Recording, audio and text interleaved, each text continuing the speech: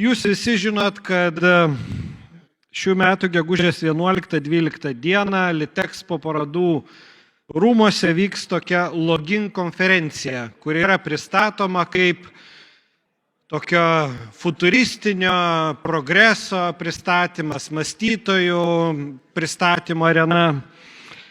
Ir būčiau klausęs ministrės, kas susigalvojo ir kieno kvietimu į ją kaip vienas pagrindinių pranešėjų yra pakviestas pranešimas skaityti pasaulį pristatomas kaip daktaras mirtis.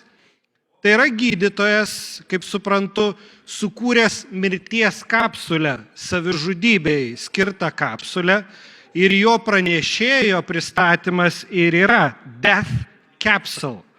Tai taip angliškai yra pristatoma. Tai aš noriu paklausti, kas sugalvojo Lietuvoje, nežinau, studentam gal, ar moksleiviam, ar mąstytojam pakviesti tokius pranešėjus, kuris iš esmės yra sukūręs prietaisą, jo idėja yra pasidalinti šito prietaiso brėžiniais nemokamai, kad juos būtų galima panaudoti atsispausdinant tiesiog tam, kad šitoj kapsuliai įėjus ir, kaip jisai sako, paspaudus vieną mygtuką, deguonies kiekis būtų greitai sumažinamas ir žmogus be skausmo galėtų numirti.